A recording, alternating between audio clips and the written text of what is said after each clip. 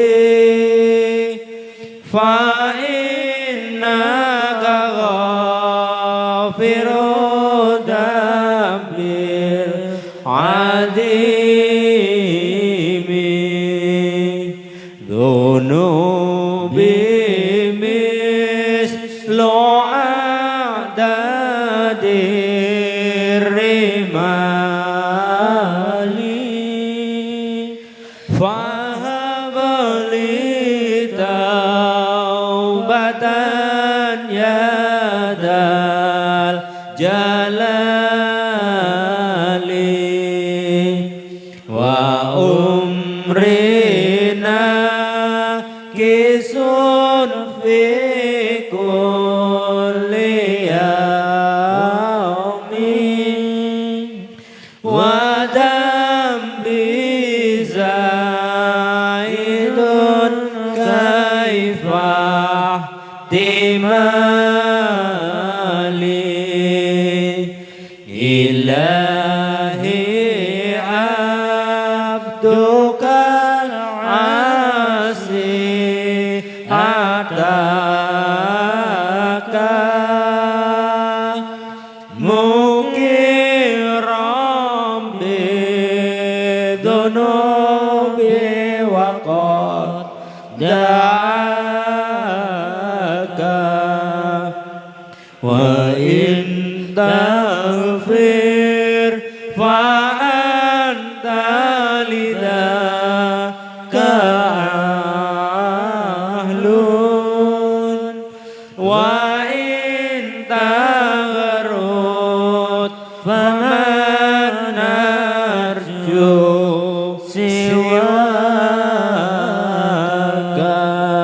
untuk siarakan Allah Astaghfirullah Rabbal baraya Astaghfirullah minal khataya Astaghfirullah Rabbal baraya Astaghfirullah minal khataya Ilahi ya Rabbi Anta maksudi berilah kami mencintai Rabbi bimbinglah kami selalu mengabdi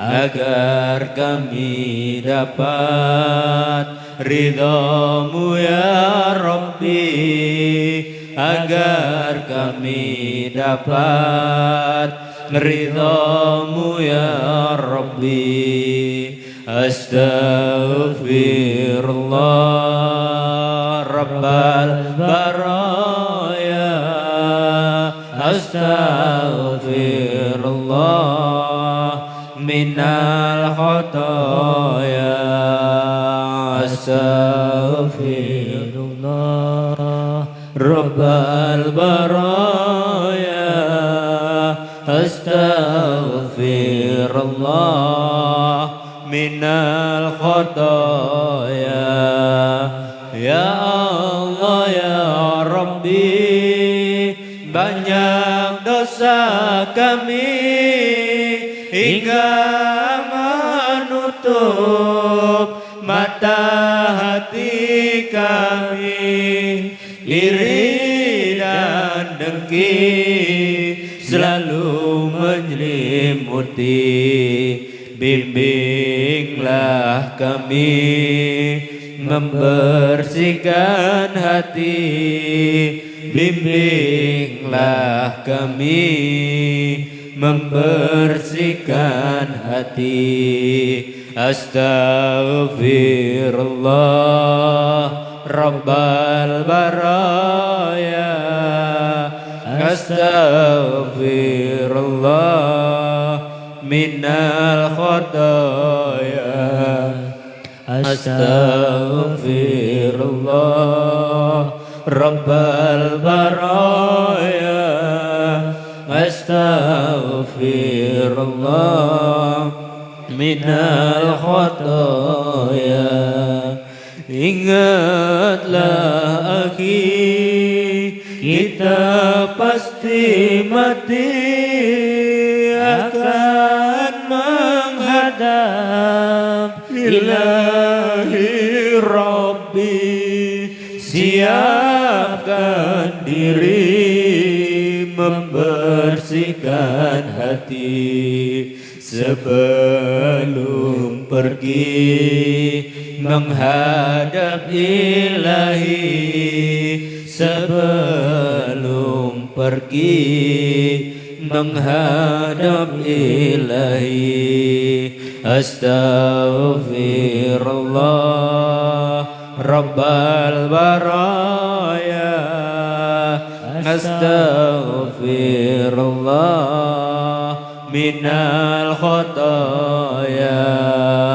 Astaghfirullah Rabbal baraya astaghfirullah minal khotoya.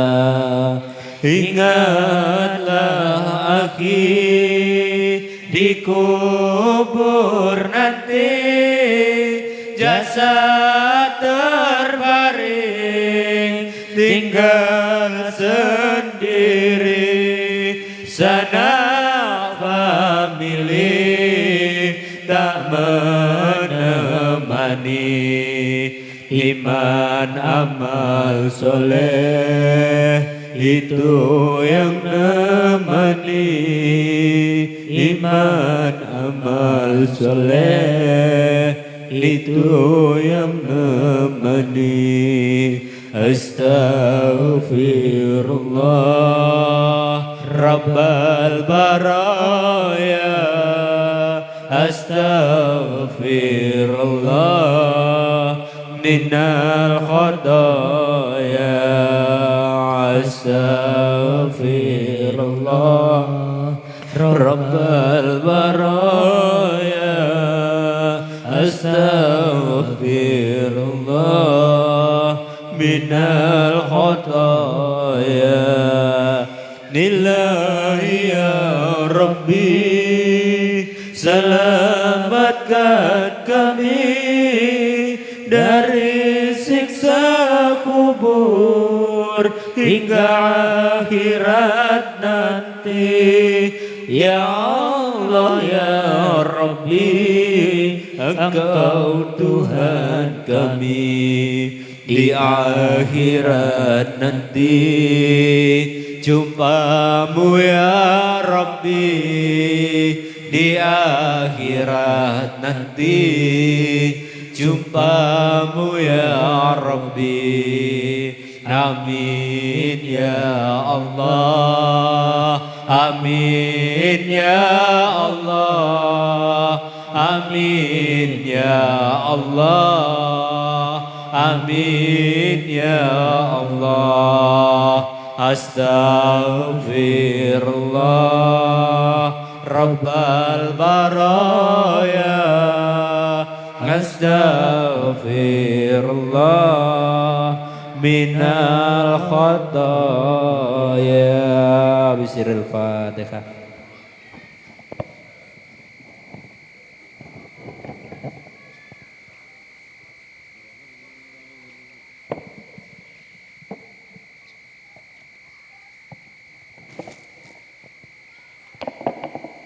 Amin amin ya rabbal alamin. Alhamdulillahirabbil alamin. Demikian pembacaan rangkaian istighosah beserta tahlil dan sholawat nariyah di Asmaul Haq. Mudah-mudahan apa yang kita laksanakan ini menjadi tambahan amal ibadah kita, dan semoga Allah Subhanahu wa taala meluaskan rahmatnya atas kita semua dan keluarga kita. Amin amin ya Allahumma amin. Selanjutnya kita memasuki acara puncak, yaitu Mau'izatul Hasanah yang akan disampaikan oleh beliau Al-Mukarramin Romo Kiai Haji Silahiddin Abu Nur dari Samarinda. Mengingat beliau adalah salah satu dosen di IAIN Samarinda. Alhamdulillahirrahmanirrahim. Mari kita simak bersama, rekan-rekan yang di dalam luar bisa masuk. Semoga kita bisa menyerap ilmu dari beliau. Amin ya rabbal alamin. Dumateng Kyai Haji Sirhaidin Abu Nur falyatafadhal.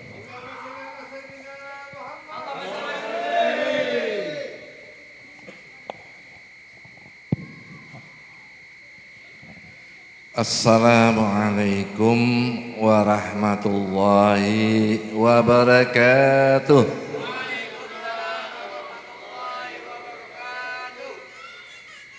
Bismillahirrahmanirrahim. Alhamdulillahi rabbil alamin.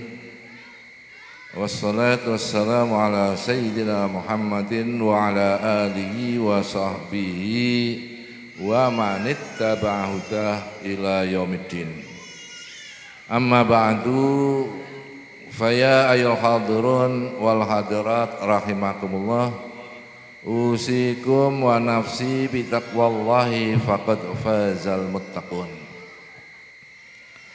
Ibu, bapak dan saudara, hadirin hadirat rahimakumullah. Ini pengajian hadirinnya sedikit sekali, tapi hadiratnya cukup banyak. Alhamdulillah. Yang saya maksud hadirin itu ya yang di sini nih. Hadirin di dalam. Kalau yang di luar hadir out. Ibu dan saudara rahimakumullah, yang pertama saya ingin mengucapkan terima kasih kepada pimpinan MWCNU Batu Sopang yang telah memfasilitasi adanya pertemuan pada malam hari ini. Juga kepada pimpinan atau pengurus juga Yayasan Asmaul Haq, juga kepada pengasuh kajian kitab kuning. Ini penting ini. Katakanlah walaupun sekedar taklimul mutalim misalnya, walaupun sekedar satunya lagi itu, yang suka muku dulu Jen ya, atau agak tinggi sedikit Nasoihul Ibad misalnya. Karena apa? Dengan kita mengkaji kitab kuning, insya Allah bagaimanapun kemajuan zaman ini, bagaimanapun terbukanya cara berpikir kita ini, kalau masih mengkaitkan diri dengan kitab kuning, insya Allah kita akan ada di jalan yang lurus. Allahumma. Hadirin hadirat rahimakumullah. Juga terima kasih ini saya lupa kepada Man IC yang telah memfasilitasi kita sehingga bisa hadir di sini. Boleh dikata, saya katakan boleh dikata ya, bukan. Tanpa fasilitas dari Man IC ya belum sampai di sini. Jadi harus begitu. Karena apa? Malam yaskurin nas, lam yaskurillah. Kalau orang tidak mau bersyukur, berterima kasih kepada sesama, maka oleh Kanjeng Rasul sallallahu alaihi wasallam dianggap belum bersyukur kepada Allah Subhanahu wa taala. Nauzubillah min dzalik.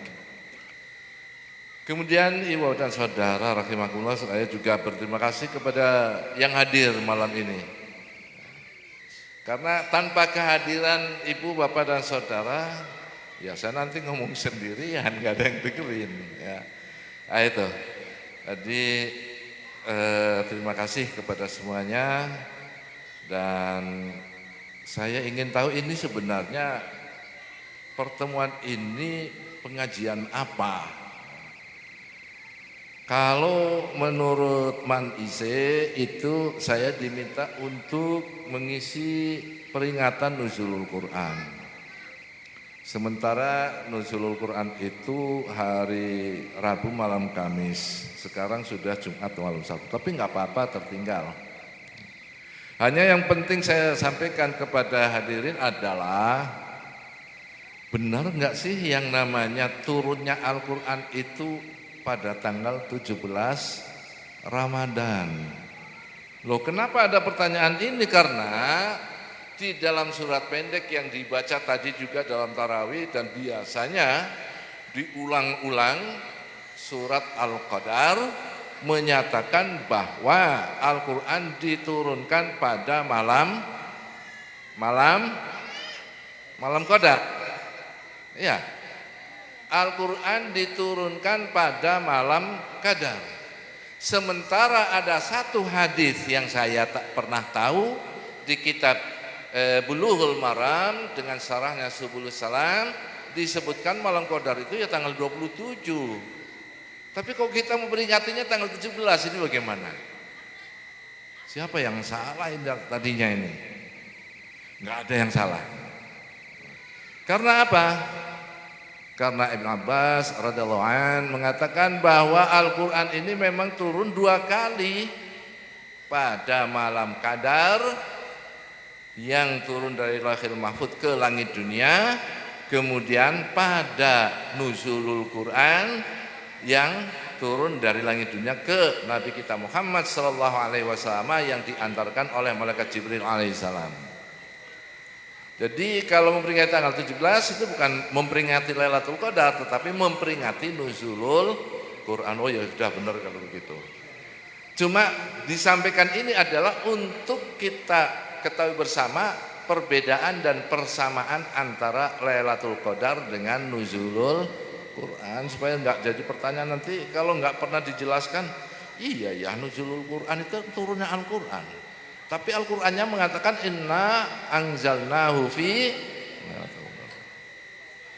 Saya tidak ingin menyampaikan tentang pendapat ulama yang berbagai-bagai. Artinya beberapa pendapat ulama tentang kapan turunnya Lailatul Qadar. Kenapa? Lawang saya biasa kalau duduk di sini atau di tempat-tempat lain itu sampai jam 10 malam. Ini sudah jam setengah 10. Oh ya, ya nanti kasihan man IC-nya itu yang memfasilitasi. Baik, jadi saya langsung bahwa Lailatul Qadar itu not something, bukan sesuatu. Ini penting. Kenapa? Memang kalau kita dengar bahasanya itu kita mendapatkan Lailatul Qadar. Kalau mendapatkan berarti yang didapatkan adalah something, sesuatu. Syai dalam bahasa ininya, bahasa kitab kuning. Ya, syai atau asya bentuk jamaknya. Awal saya di Samarinda itu ada seseorang mengaku dapat Lailatul Qadar setelah Lebaran. Dari setelah Lebarannya saja itu sudah ketawa. Dapat sesuatu, dapat Lailatul Qadar seakan-akan dapat sesuatu. Dan orang yang ngaku ini karena bisa menghipnotis orang, tapi itu entah disadari atau tidak. Tapi yang jelas dia meyakinkan orang bahwa saya benar-benar dapat Lailatul Qadar. Banyak yang datang, sampai pejabat datang minta berkahnya, minta supaya maksud ataupun hajatnya itu bisa dikabulkan melalui doa dari orang yang katanya mendapat Lailatul Qadar. Nah kalau begitu Lailatul Qadar itu apa? Ya sesuai dengan namanya, Lailah itu malam, Qadar itu kepastian, ya berarti Lailatul Qadar itu adalah waktu, time, bukan something. Ini penting. Nah terus apa? Kenapa kita mencari Lailatul Qadar? Artinya kita mencari agar supaya amal baik kita, perbuatan yang terpuji dilakukan bertepatan dengan Lailatul Qadar.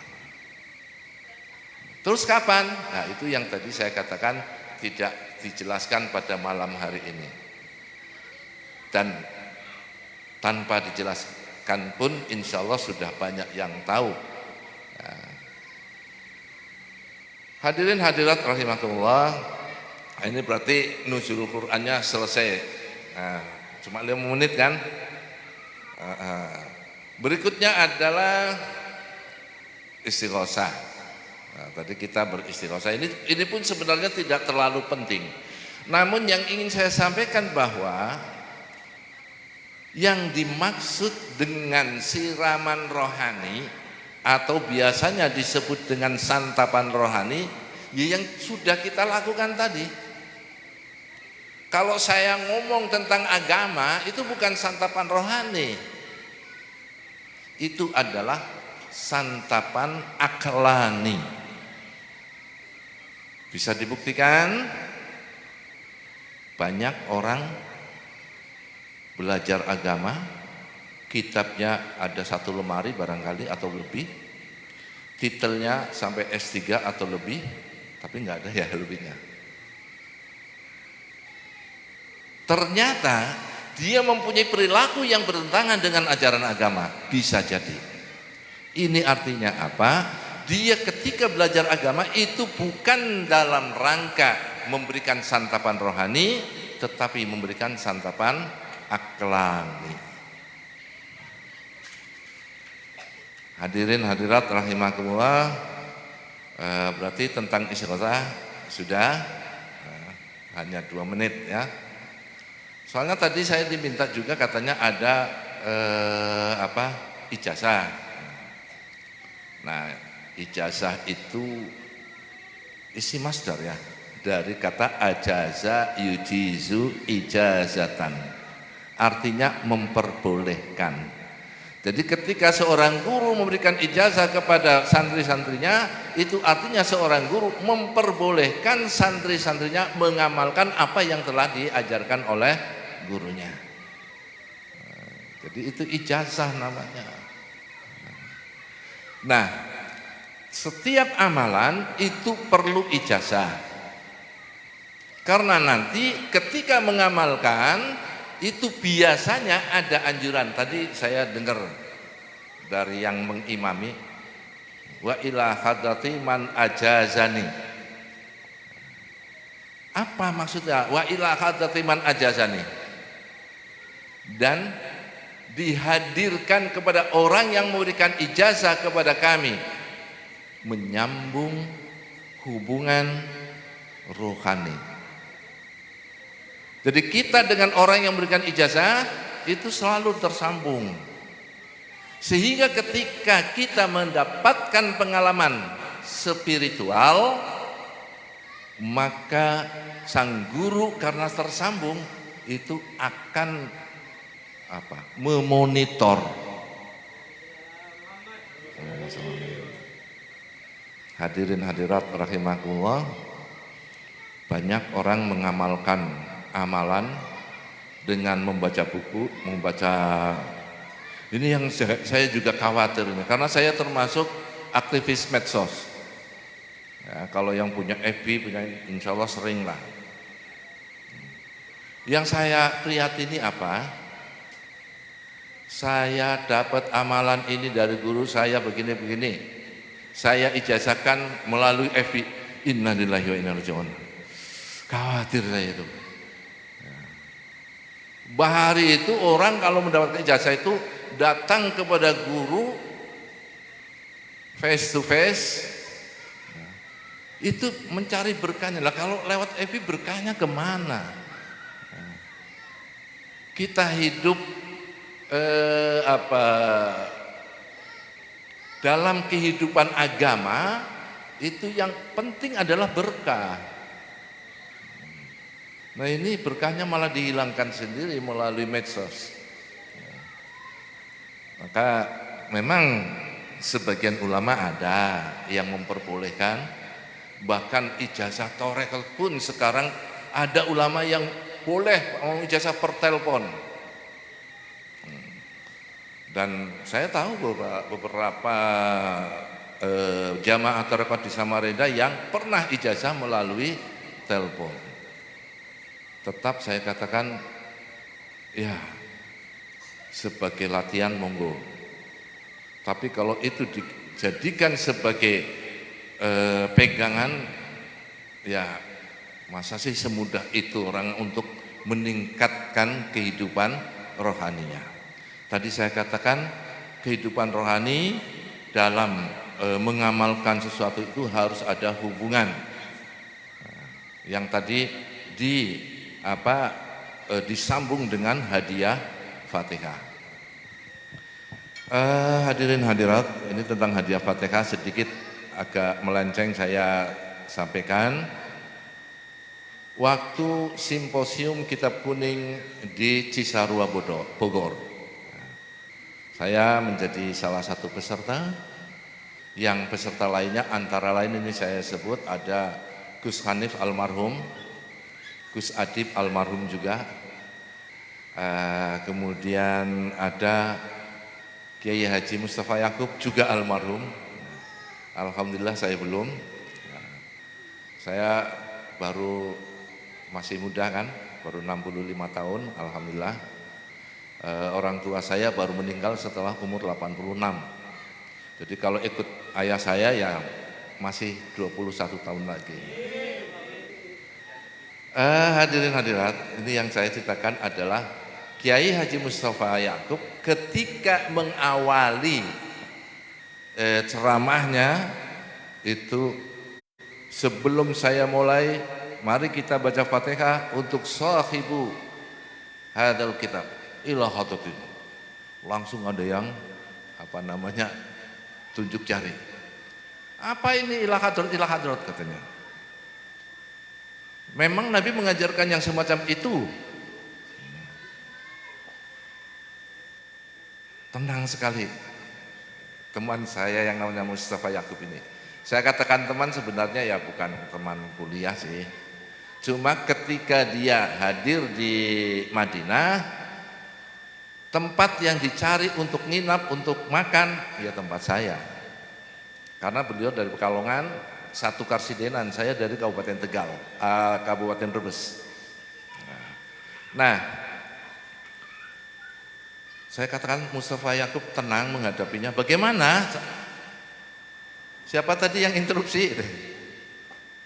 Nanti habis acara ini diskusi kita. Kalau saya jawab sekarang, habis waktu, ini sudah diatur acaranya. Sampai dikatakan, kan itu penyelenggaranya adalah waktu itu ya, ICMI, Ikatan Cendekiawan Muslim yang dinaungi oleh Pak Habibie itu. Jadi orang mengatakan, ini bukan pertemuan ICMI ini pertemuan ICNU katanya.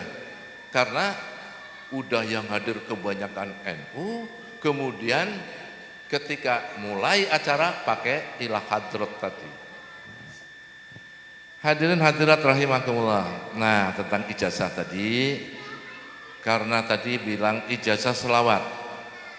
Ini juga perlu saya jelaskan, karena kalau langsung saya ijazahkan, kemudian diamalkan umpamanya, kemudian ada orang dengar, apalagi orang itu senior katanya, apa selawat kok diijazahkan, mana dalilnya? Bingung nanti kita. Karena memang kalau bacaan selawat, baca di majalah man shalla alayya maratan sallallahu alaihi asran misalnya, kemudian dia baca selawat Allahumma shalli ala Muhammad, pokoknya baca selawat itu sah, berpahala, dan tidak akan mendatangkan madarat apapun. Karena ujar Nabi sallallahu alaihi wasallam, ketika ada orang membaca selawat kepadaku, Allah membangunkan aku untuk aku jawab selawat orang tersebut. Nah, itu makanya selawat itu nggak pakai ijazah.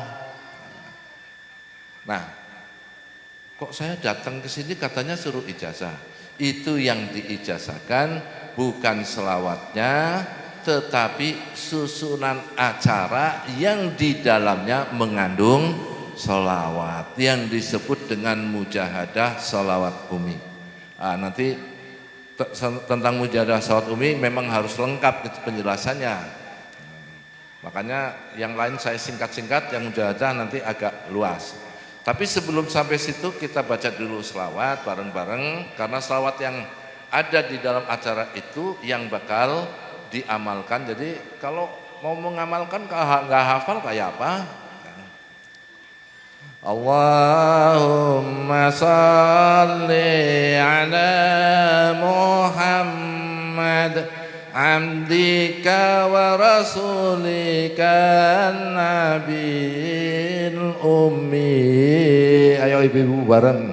Allahumma salli ala Muhammad abdika wa rasulika nabil ummi.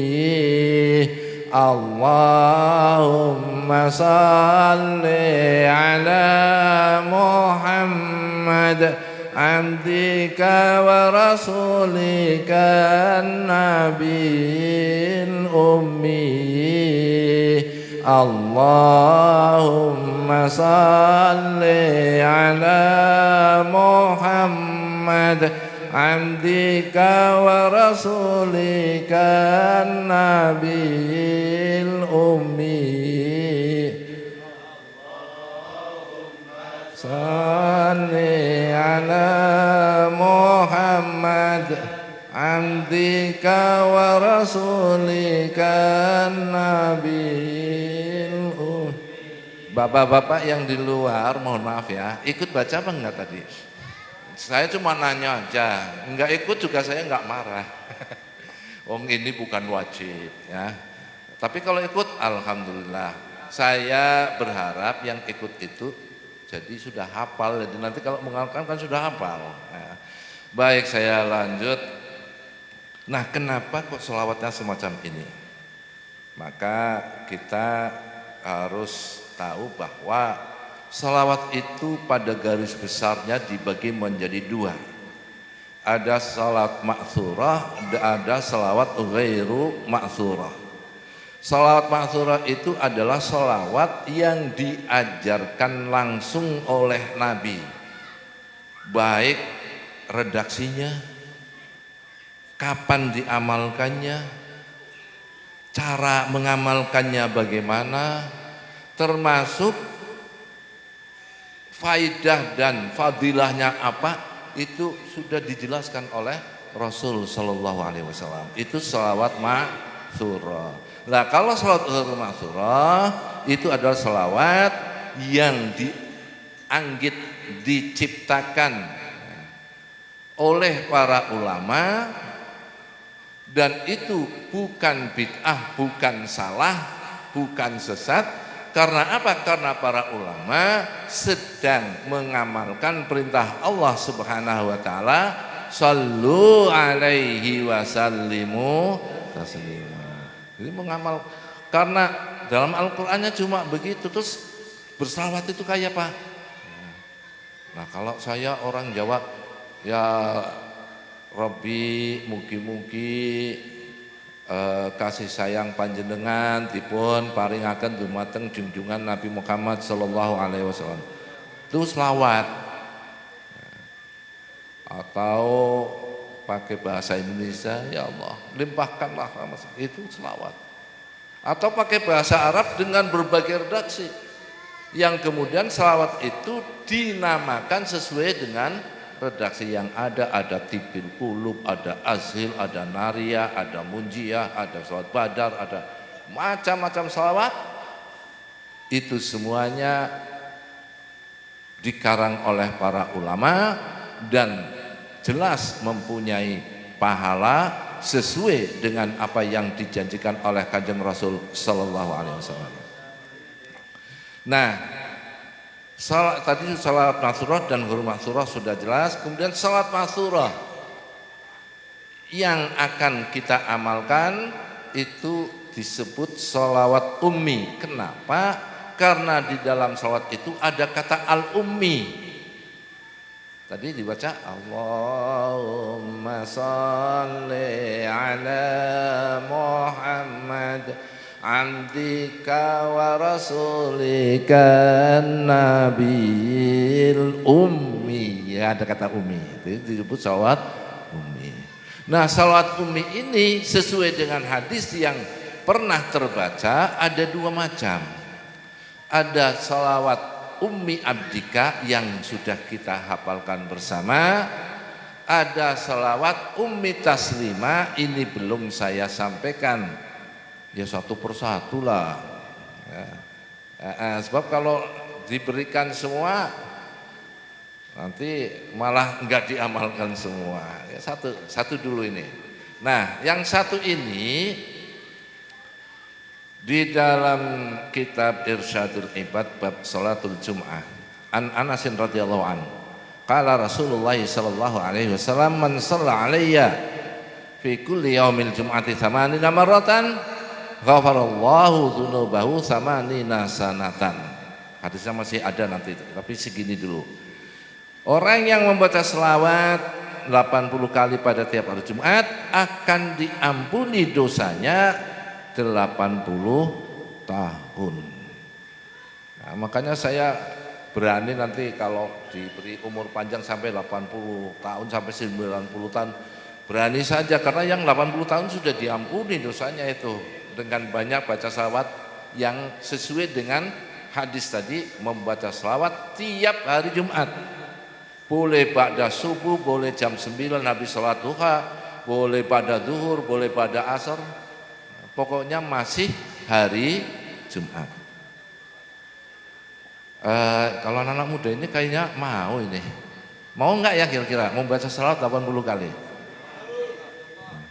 Karena orang berilmu itu yang penting amalnya. Kalau Imam Ibnu Ruslan mengatakan gimana? Wa'alimun bi'ilmi lam ya'malan mu'adzabun min qabli ubadil wasan. Wa'alimun lan wong kang ngalim bi'ilmi bi ghairi ilmi bi'ilmi kelawan ilmune lam ya'malan ora nglakoni temen sapa alim mu'adzabun mongko den siksa min qabli ubatil wasan sadurunge para penyembah berhala. Jadi kita itu lebih jelek dibanding orang kafir yang menyembah berhala kalau sudah diberitahu tapi tidak mau waduh, kalau gitu tadi usah kesini, jadi tahu jadi wajib ini. Nah, tapi itu begini. Kalau semua ilmu harus diamalkan mungkin sepanjang hari itu hanya mengamalkan ilmu terus piye itu anak bojo itu makan dari mana ya. Ini pernah terjadi pada pendeta yang bernama Aban, nggak tahu ini udah pernah dengar apa belum, tapi saya terus terang baru sekitar 2 atau 3 kali kisah ini. Kisah pertama saya kisahkan di Masjid Raya Darussalam Samarinda. Pendeta Aban ini orang kaya raya, udah pendeta kaya. Kemudian sering mengamati di jalan ada seorang muslim bernama Zakwan, orang kuli bangunan. Maaf ini kalau ada yang tapi ini cerita ya. Nah, Zakwan ini walaupun bergaji kecil tapi kehidupannya kok kelihatannya happy saja. Jadi pengen tahu ini Zakwan, si Aban ini. Disuruh masuk Zakwan, ayo sini ya. Saya itu melihat kamu kok happy ya. Padahal kamu dari sisi ekonomi kayaknya ya jauh dari saya ini hartanya melimpah. Rahasianya apa? Kata Zakwan, kalau pengen tahu rahasianya ya ikut saya. Nah, setelah perjanjian dan sebagainya, Aban siap untuk mengikuti Zakwan. Jadi pagi-pagi hari Kamis pertama, Assalamualaikum, Aban katanya mau ikut saya ke surga, ke kehidupan yang penuh bahagia. Ayo ikut. Karena udah janji, ucek-ucek, langsung ikut ke masjid. Apa yang harus dikerjakan? Ya ikut saja, saya kan sholat, kamu ikut sholat. Sampai subuh. Kamis tadi ya, hari Kamis. Jadi ada orang bawa makanan, diajaknya Zakwan sahur. Ini namanya rezeki dari Allah. Tanpa kita cari, datang sendiri, orang datang. Ayo kita sahur bersama. Ikut sahur, Aban, puasa Kamis. Habis subuh, ini acaranya selesai kapan? Nanti. Tapi doa sudah. Iya, orang yang duduk di masjid menunggu sampai fajar terbit dengan iktikaf itu pahalanya luar biasa. Ikut sampai matahari terbit. Yuk pulang. Tunggu. Orang yang bisa duduk di dalam masjid sampai waktu duha, apalagi melakukan duha, sholat duha maksudnya, maka akan jadi pahala-pahala sholat sunnah itu disampaikan, dipersingkat dong ceritanya. Kalau diurai satu-satu nggak selesai nanti. Ya, dipersingkat sampai datang malamnya, sampai jam 10 malam baru bisa pulang. Jam 3 malam digedor lagi, suruh datang lagi ke masjid. Tapi karena memang lagi pengen kayak apa sih yang namanya hidup bahagia ala Zakwan ini. Jadi setelah 3 malam diperhatikan, dihitung-hitung, Zakwan ini ya memang kehidupannya ya happy-happy saja. Tapi ya memang nggak mikir kapan cari duit, mangannya ngikut orang, ya kan. Tadi kan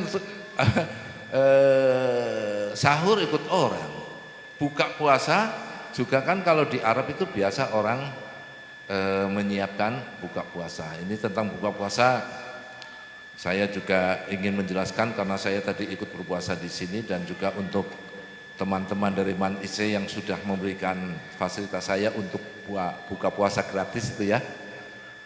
Mungkin hadisnya sudah banyak hafal, man fattara sa'iman kana lahu mithlu ajrihi ghaira annahu la yanqusu min ajri sa'imi syai'an. Pernah dengar hadis itu ya? Jadi kalau orang memberikan buka puasa, maka orang yang memberikan buka puasa itu punya hak. Kana lahu, punya hak. Jadi enggak usah nuntut, Tuhan langsung memberi itu.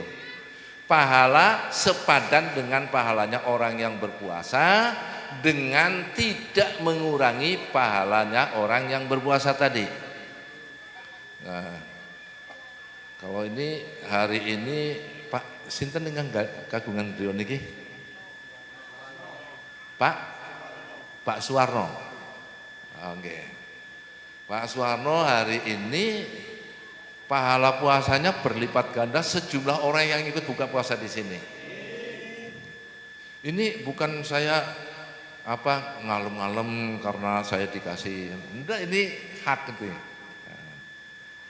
Tapi mohon maaf, kalau tadi untuk buka puasa ini mohon maaf ini minta iuran kepada masyarakat, ini saya akan ada tamu, kamu nyumbang sekian, kamu nggak jadi untuk sampean semua itu dibagi-bagi sama yang.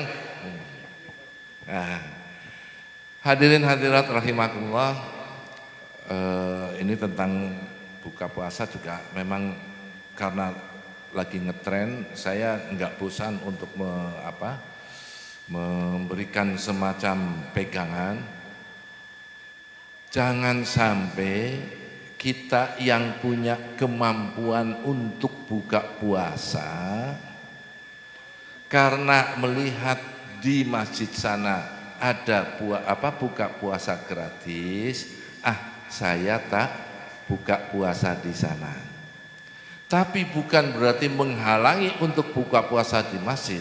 Saya hanya memberikan semacam ajakan supaya pahalanya itu lebih banyak.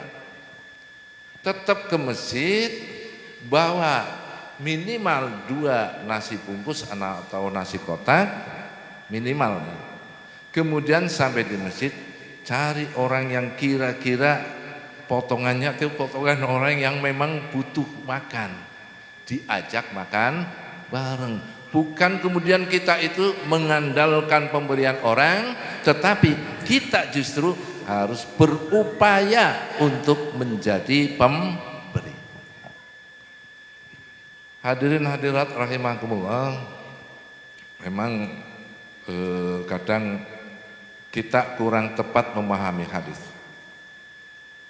Ketika di dalam Barzanji misalnya disebutkan bahwa Nabi itu wakana Rasulullah SAW yuhibbul fuqara wal masakin, ada ya kalimat itu, bahwa Nabi itu senang kepada orang fakir miskin. Nah, kemudian ada orang, supaya saya disenangi oleh Nabi, saya tak jadi orang fakir miskin saja. Padahal seharusnya jadilah engkau orang kaya supaya bisa meniru Nabi untuk menyenangi fakir miskin. Itu harusnya, tapi ya kurang tepat. Saya nggak bisa mengatakan salah, kurang tepat saja.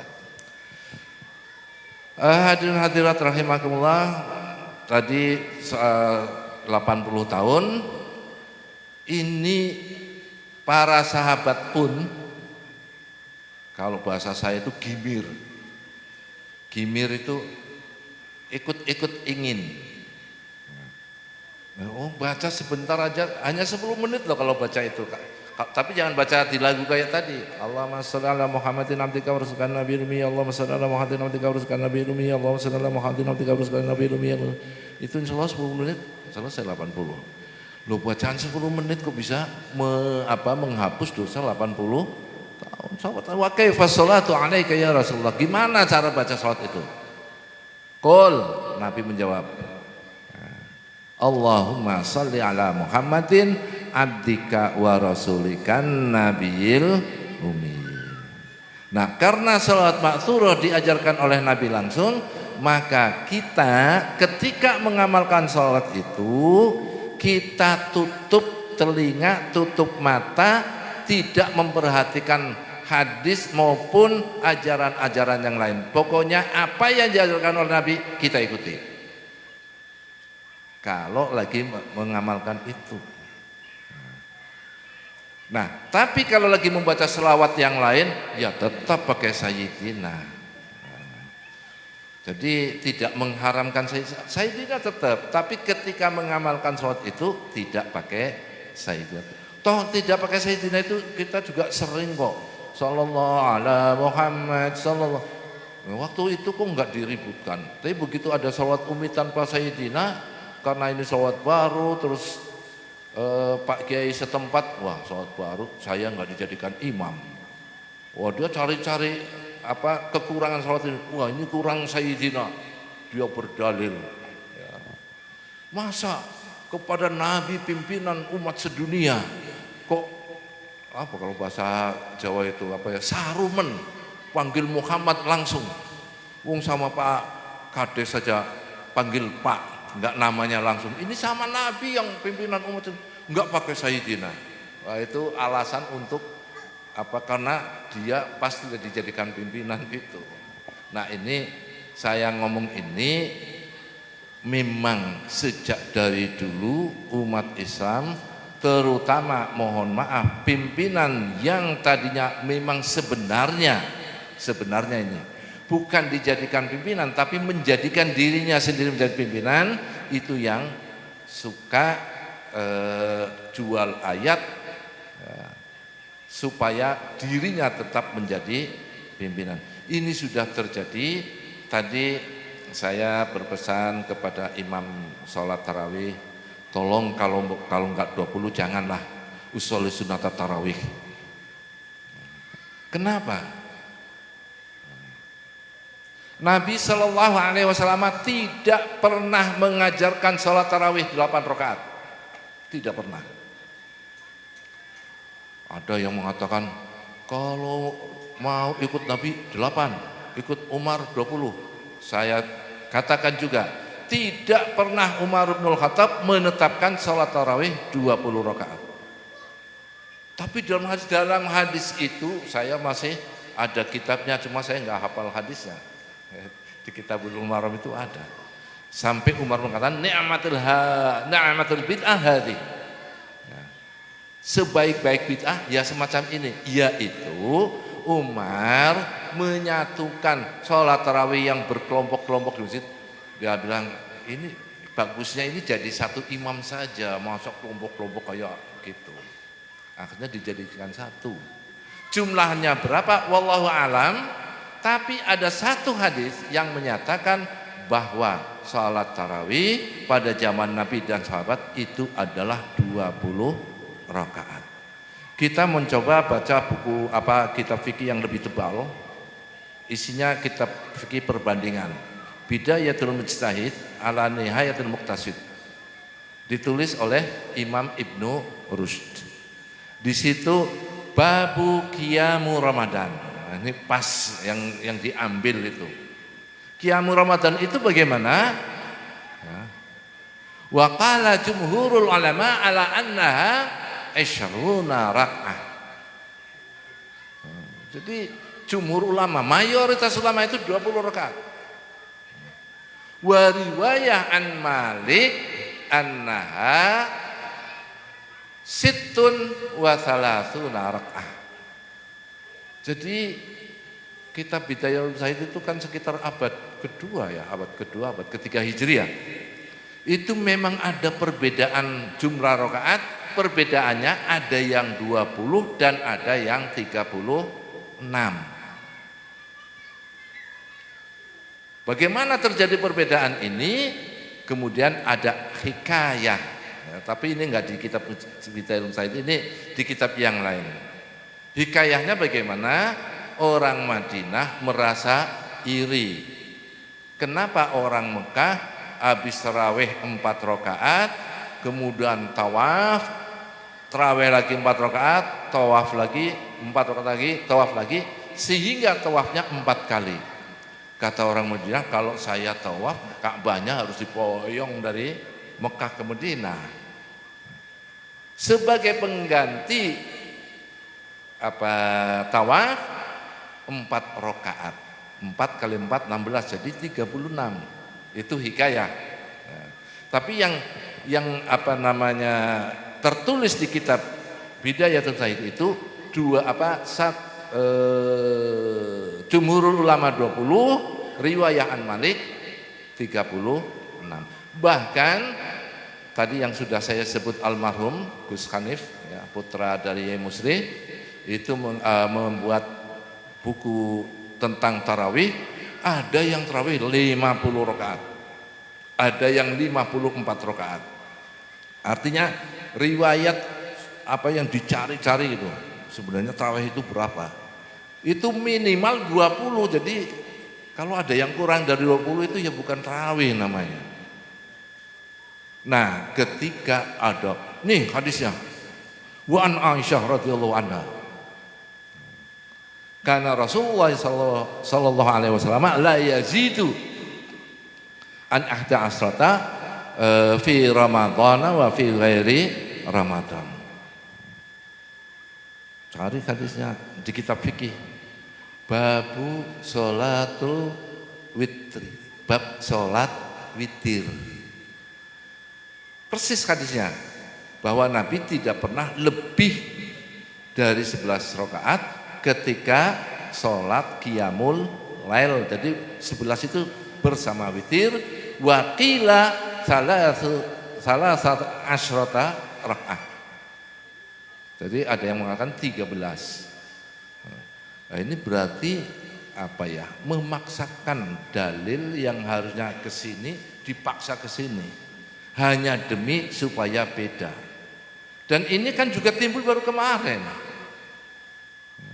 Sekitar ya abad 20 lah. Nah, kenapa ini perlu penjelasan? Kalau ini dibiarkan, tarawih itu, oh boleh bisa 20, bisa 8, yang tidak boleh itu yang tidak tarawih, kan begitu. Kalau saya mengatakan, tarawih itu ya 20, kalau nggak 20, ya lebih baik nggak usah tarawih, daripada melakukan tarawih yang salah. Loh, nggak tarawih, nggak apa-apa, lah wong sunnah kok. Ini kadang-kadang kita itu, yang wajib ditinggalkan diem saja, yang sunnah ditinggalkan pada rame, geger. Nah ini yang dilaksanakan oleh Abuya, ayah saya, itu karena sholat tarawihnya itu pakai Al-Quran satu juz itu setiap ini. Kemudian witirnya itu 1/4 juz, jadi 1 juz 1/4 satu malam. Biasanya malam ke-25, ke-26 itu sudah nggak tarawih lagi. Ngajak santrinya, yuk kita sholat malam supaya merasakan juga. Sebab sholat malam di luar Ramadan kalian juga nggak bangun-bangun. Ini mumpung bulan puasa gitu ya. Jadi kena dua-duanya. Atau ini yang sudah menjadi kebiasaan, kalau diundang istilahnya tarling itu, tarawih keliling oleh pejabat. Nah, kenapa ayah saya mengatakan malam ini nggak usah tarawih, kita sholat malam 8 dengan 3, 11. Maksudnya apa? Supaya cepat. Kenapa? Kasihan yang punya rumah. Kita sih habis ini langsung pulang, yang punya rumah itu harus cuci piring, harus macam-macam. Makanya disingkat. Jadi ada maksud tertentu ketika meninggalkan yang 23 itu gin. Nah, itu gin itu. Tidak menamakan tarawih tapi mengubah menjadi sholat qiyamul lail atau sholatul lail itu juga boleh. Hadirin hadirat rahimakumullah, tentang shalawat tadi saya ijazahkan secara umum membaca 80, walaupun itu sebenarnya tanpa saya ijazah diamalkan itu juga baik-baik saja. Cuma tadi ijazah itu adalah penyambung rohani. Saya ingin cerita tentang sambungan rohani ini. Ya. Saya punya teman waktu di Madinahnya teman. Tapi begitu pulang dari Madinah, dia sudah menjadi guru di pondok pesantren. Memang penampilan kiainya luar biasa. Pantas lah jadi kiai. Kalau saya waktu itu nggak pantas. Karena saya pulang ke tanah air bukan langsung dari Madinah. Saya pulang ke tanah air itu setelah merantau di Jerman dan di Belanda. Jadi ya pakai pakaian ala Belanda gitulah. Ya sekedar cerita aja ya. Itu saya kalau pakai sepatu yang segini nih. Ya, celananya celana jean. Terus seneng pakai kaos rambutnya segini. Jadi kepala SMA Islam. Kepala SMA Islam tapi rambutnya segini. Nah, saya ini karena tadi katanya teman tapi kok jadi guru itu ya. Ya itu karena yang teman saya itu memang sudah dari sononya penampilannya sudah penampilan ulama itu ya. Sedangkan saya penampilannya penampilan preman. Nah, waktu pertemuan makanya ada yang tanya kemarin, Pak Kiai kok senengnya rokok jarum? Ya iyalah, saya itu berterima kasih kepada rokok jarum. Waktu ada pertemuan ulama se-Indonesia di pondok pesantrennya almarhum Kiai Iskandar, Muhammad Iskandar. Itu adik kelas saya itu waktu di PTIG. Nah, di situ setiap ulama atau kiai yang datang, begitu datang dikasih satu slop. Iya, semua kiai itu rata, padahal sampai ribuan. Jadi rokok jarum itu satu truk ditaruh di pesantren. Setiap makan sarapan, makan siang, makan malam dikasih satu bungkus. Nah, saya senang sekali, saya perokok, kemudian mendekati yang bukan perokok. Jadi pulang dari pertemuan itu saya bawa 5 slop. Ya itu ngumpuli itu. Ya, ini tadi pertanyaan rokok jarum, apa tadi? Nah, ini mau menceritakan tentang hubungan ya. Waktu itu kata namanya Kiai Haji Ahmad Bedawi yang menjadi kiai di pondok pesantren di Solo itu. Nah, jadi bilang gini, saya itu tahu kamu itu lagi gersang. Nanti baca Ya Hayyu Ya Qayyum 1000 kali setiap sebelum subuh. Waduh, subuhnya aja kesiangan. Sebelum subuh Ya Hayyu Ya Qayyum 1000 kali, ila hadratnya itu kepada Mbah Hamid Kajoran, Mbah Hamid Pasuruan, Mbah Ahmad Dalhar, kemudian Man Ajazani. Saya amalkan itu, begitu mengamalkan ada dorongan. Nah, ini juga untuk kisah bersama, saya beat tarekat itu ketika SMP kelas 3. Ya namanya anak-anak dan remaja. Beat ngamalkan kadang-kadang. Nah, ini yang kadang-kadang orang takut, oh saya nggak mau beat, sebab kalau beat jadi wajib. Lah wong saya dari SMP sudah beat ya, hidupnya alhamdulillah normal-normal saja, tidak ada, ya normal lah. Dan alhamdulillah setelah istilah bahasa Jawa itu wis wayahe, ya saya diangkat menjadi guru mursyid juga untuk mengijazahkan tarekat Qadiriyah wa Naqsabandiyah. Dan alhamdulillah santri saya enggak banyak memang, karena saya tidak pernah mengumpulkan orang-orang kumpul, ayo tak beat ya. Jadi kalau ada orang mau beat ya silakan, 1-2 orang ya saya beat gitu aja. Enggak pakai syarat macam-macam. Ya, kadang-kadang di sini ada orang yang mendatangkan kiai, kemudian ada beat, mohon maafin ya kalau terjadi ya jangan tersinggung. Itu kadang panitianya mungut uang mahar. Padahal dalam tarekat itu enggak ada mahar-maharan itu. Tapi itu juga tidak tercela, karena apa? Karena uang yang terkumpul antara lain, maaf ya, untuk ngangoni Pak Kiainya itu.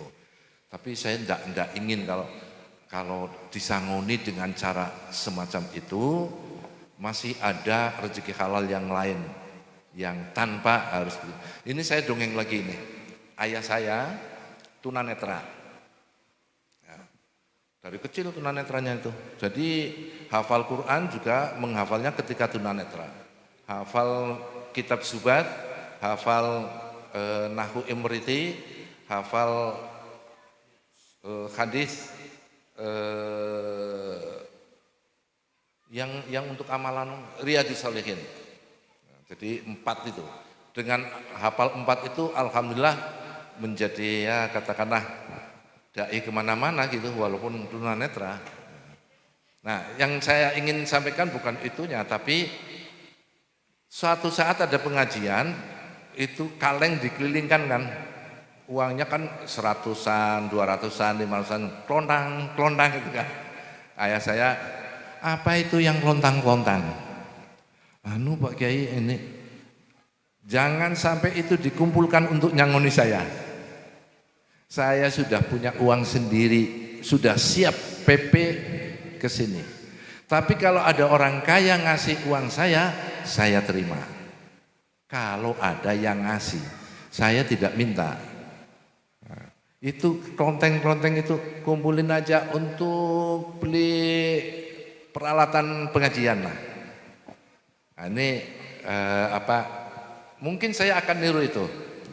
Makanya saya difasilitasi oleh Man Ice, alhamdulillah saya insya Allah tidak akan nariki uang per orang berapa 10.000 sebulan.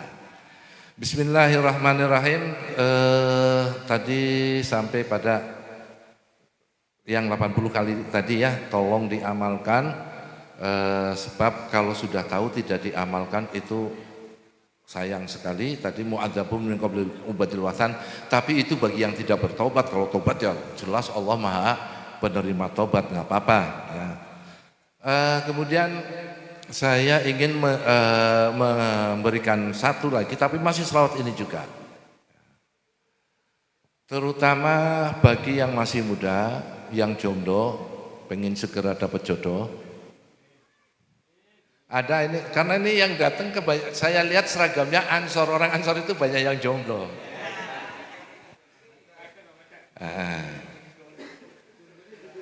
Kemudian ini kebanyakan orang muda itu ya masih dalam tahap bekerja mencari kehidupan.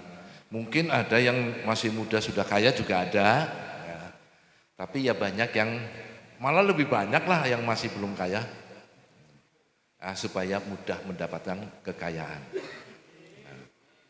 Baca selawat tadi 100 kali setiap hari. Kalau tadi kan ringan sekali tiap hari Jumat aja. Tapi kalau ini 100 kali setiap hari.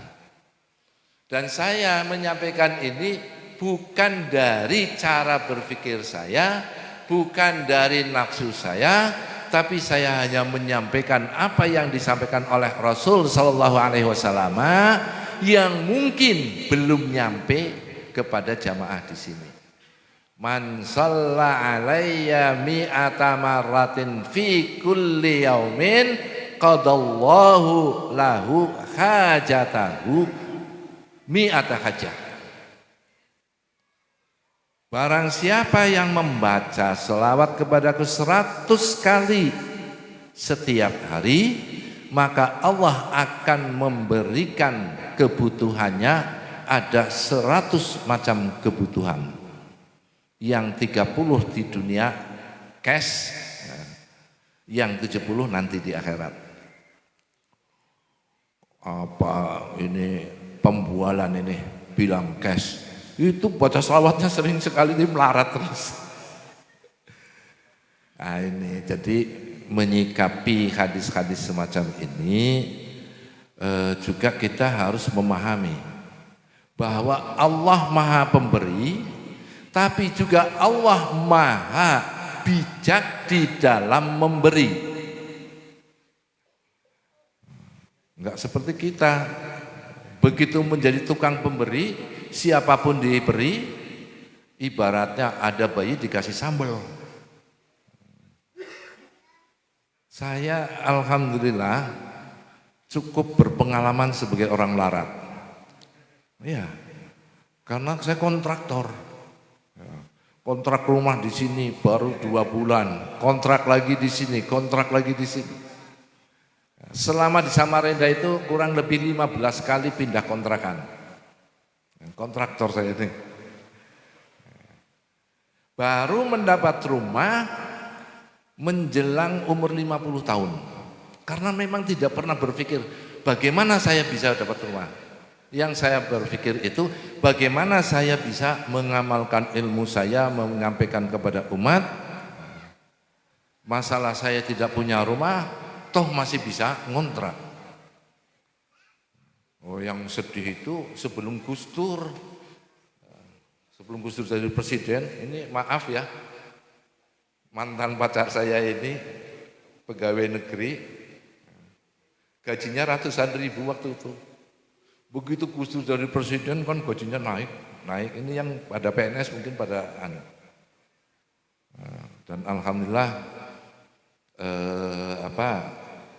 saya bisa menyampaikan apapun karena saya tidak berpikir lagi masalah bagaimana saya makan. Ya kalau PNS golongan 3B, malah terakhir 4B ya. Pertama 3B apa 3C ya dulu. Jadi ya bisa yang PNS bisa ngitung lah kira-kira cukup enggak gitu untuk kehidupan. Apalagi anak saya cuma 3. Jadi kan ya begitulah. Bismillahirrahmanirrahim. Saya berkisah semacam ini bukan untuk apa ini ya, tapi untuk supaya bisa gampang dipahami gitu. Tadi kan baca selawat berapa kali kok melarat, kan dari ungkapan itu supaya bisa dipahami. Jadi Allah Maha Bijak dalam memberi. Kalau si A ini dikasih sekarang jadi orang kaya, mungkin malah jadi orang kafir. Tapi kafirnya kafir nikmat. Artinya tetap Islam, tetap suka nih ke pengajian, tapi nggak pernah sedekah, nggak pernah ini, akhirnya hidupnya nggak berkah. Nah, Tuhan kan udah bijak, udah tahu, maka ini mintanya kekayaan, udahlah saya kasih kekayaan hati saja, misalnya semacam itu. Hadirin hadirat rahimakumullah, supaya nggak lupa kita baca lagi. Allahumma salli ala Muhammad abdika wa rasulika nabiyil ummi. Allahumma salli ala Muhammad abdika wa rasulika nabiyil ummi. Allahumma salli ala Muhammad abdika wa rasulika nabiyil ummi. Tingkat yang ketiga mungkin belum bisa saya ijazahkan, insya Allah kapan-kapan, tapi akan saya berikan gambarannya. So, kalau saya ijazahkan sekarang, nanti pas mengamalkannya kesulitan, ya jadi punya ilmu nggak bisa diamalkan, kan sayang. Gambarannya begini, yang ketiga itu, dalilnya dulu. Man shalla alayya alfa marratin fi kulli yaumin lam yamut hatta yara maq'adahu fil jannah. Barang siapa yang membaca selawat 1000 kali setiap hari, tidak akan mati kecuali setelah melihat tempatnya di surga. Jadi mungkin ini pengalaman yang menjadi Pak lebih ada enggak? Yang kalau ada orang sekarat itu ikut menyaksikan, ini meninggal matanya melotot, ini meninggal tersenyum, ini meninggal dalam keadaan sujud, ini meninggal dalam keadaan bahagia, dan seterusnya. Kenapa ada orang mau meninggal kok malah senyum? Antara lain penyebabnya, waktu Israel datang, sebelum mencabut sesuai dengan janji Rasul Sallallahu Alaihi Wasallam, digambarkan surganya itu. Senyum dia, nggak terasa tahu-tahu meninggal, karena dia senang sekali. Nah ini Pak Sinten, Pak Warno nggih, nuwun sewu. Yuswa jenengan pinten tahun? Nah, adekku, saya 65. Nate ngimpi utawa diweruhi surga? Belum. Pernah mimpi berada di surga? Belum ya, berarti masih lama hidupnya. Karena kalau sudah ada surga, oh berarti sudah dekat gitu ya. Jadi itu dalilnya, maka diijazahkan, tapi bukan sekarang, membaca selawat itu 1000 kali. Allahumma sholli ala Muhammadin abdika wa rasulika. Kayak ya abot ya. Setelah diamalkan cuma 1 jam. Bahkan kalau selawatnya saja itu cuma 30 menit. Saya sudah dan memang sudah menjadi amalan. Sudah banyak jamaah-jamaah yang mengamalkan ini. Kenapa bisa 1 jam atau lebih? Diawali dengan salat tasbih. Nah, salat tasbih tidak saya jelaskan, ternyata sudah jam 10 lebih. Itu salat tasbih 4 rakaat, tapi nanti bisa cari di Google atau di guru lain. Insya Allah sama saja, di mana-mana salat tasbih ya kayak gitu. Cuma kadang-kadang ada beda-beda dikit, nggak usah diperbincangkan lah beda-beda dikit itu. Kemudian salat tasbih 4 rakaat diikuti salat hajat 2 rakaat. Setelah salat hajat 2 rakaat, baca doa maksur. Doa maksur maksudnya doa yang disusun oleh Nabi. Yang nanti di dalam doa itu, di tengah-tengah itu ada kalimat wa anta qadiyali hajati, dan hendaknya engkau memenuhi hajatku. Maka yang sudah kawin 5 tahun nggak punya anak, yang gagal maning, ya, kan ada orang itu dikasih modal, ya habis juga modalnya. Itu kan gagal maning itu. Nah, itu insya Allah ya, dengan mengamalkan sholat tasbih, sholat 2 rakaat, doa, setelah doa hadir Fatihah. Tadi hadir Fatihah untuk menyambung rohani dengan guru-guru. Kemudian baca istighfar 100 kali, setelah itu Fatihah 7 kali, kemudian surat Ikhlas 10 kali, baru selawat yang tadi itu 1000 kali. Insya Allah makbul. Nah ini orang biasanya pengen bahasa bakul jamu atau herbal itu testimoni. Nah, pengen testimoni. Nah ini testimoninya. Ada bengkel apa motor. Supaya punya pemasok, kalau hanya memperbaiki motor saja, ya kalau banyak dia doanya jelek sih, mudah-mudahan motor pada rusak gitu ya. Ini kalau nggak ada kayak apa? Ya nganggur, nggak ada pemasukan. Dia kreatif dia. Beli motor yang harganya 300-400 ribu yang bodong itu kan, diperbaiki sampai tokcer, dijual 3 juta. Kan untungnya gede itu. Tapi ternyata udah habis membeli bodong itu, istri anaknya nggak bisa dikasih makan karena duitnya habis untuk beli itu. Sementara orang nggak ada yang datang, jadi susah. Kemudian ada yang nunjukin, kamu kalau susah begitu nggak usah jauh-jauh, nyebrang. Waktu itu dia di Luajanan di pertigaan itu, yang satu ke Tenggarong, satu ke Balikpapan. Nah, bengkelnya di situ. Nah, nyebrang saya ada di Luar Buah. Nyebrang datang kepada saya gini-gini. Ya sudah, tak imami untuk mujahadah. Ya, jadi belajar sekalian saya ngimami itu. Selesai ikut saya itu, tahu-tahu pulang motornya bukan laku 3 juta, laku 4 juta. Cuma sayangnya, nah ini sayangnya, seharusnya setelah motornya laku 4 juta, itu kan berarti diberi lebih oleh Tuhan 1 juta. Nah lebih itu harusnya dikasih infak atau sedekah 2,5%. Berarti harusnya dia sedekah 25.000. Hitungannya 25.000 untuk beras sekian kilo, untuk lauk begini. Daripada dikasihkan orang, mendingan untuk keluarga sendiri.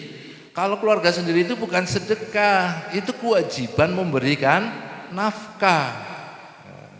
Nah ini ternyata saya juga nggak bersyukur, saya prihatin juga, bangkrut lagi, sampai pindah ke Palaran, sampai waktu di Palaran saya bilang, kamu masih mengamalkan apa enggak? Ya berat. Ya sudah. Dan saya nggak tahu nasibnya sekarang, sudah lama nggak pernah ketemu. Ini testimoni artinya makbul ya. Dan tadi sudah saya katakan, kalau tidak cash di dunia atau cash saat itu, ditunggu saja.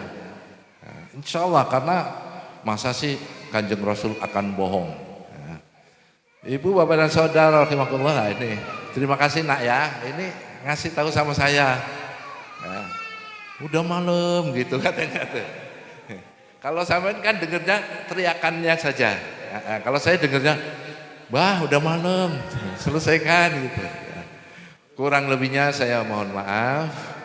Mudah-mudahan nanti saya bisa hadir kembali di sini, tapi bukan difasilitasi oleh Man IC. Bukan berarti saya nolak ya. Sebab kalau difasilitasi oleh Man IC saya ya seneng, tapi ya malu gitu ya. Dan lagi biasanya lembaga itu kan siapa orang yang sedang memegang, itu kan kebijakan yang megang. Kalau ada yang ganti kemudian tidak punya kebijakan untuk mendatangkan dai kan ya nggak ada. Tapi saya akan berupaya kira-kira siapa nanti yang bisa memfasilitasi kehadiran saya di sini. Sebab kalau harus saya sendiri, ya dimampu-mampukan insya Allah mampu, tapi sampean kan juga mesake mbek aku ta. Kurang lebihnya mohon maaf. Kita tutup dengan doa la hadinah wa la kulli natin salihah al-fatihah. A'udzu billahi bismillahirrahmanirrahim.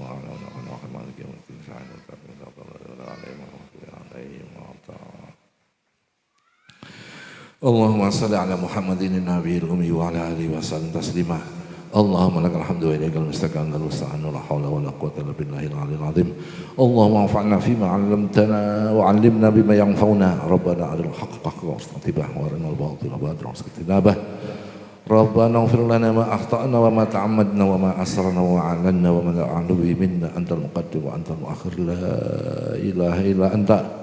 Allahumma la tada'lana fi majlisina hadha dhanban illa ghafartah wa la daynan illa qadaitah wa la 'aiban illa satartah wa la hamman illa farjtah wa la saqaman illa shafaitah wa la hajatan min hawaijina wal akhirah illa qadaitaha. Rabbana atina fid dunya hasanatan wa fil akhirati hasanatan wa qina adzabannar. Wa sallallahu ala sayyidina Muhammadin nabiyil ummi wa ala alihi wa sahbihi wa sallam taslima. Walhamdulillahi rabbil alamin. Taqabbalallahu minkum. Wallahul muwafiq ila aqwamit thariq. Wassalamualaikum warahmatullahi wabarakatuh.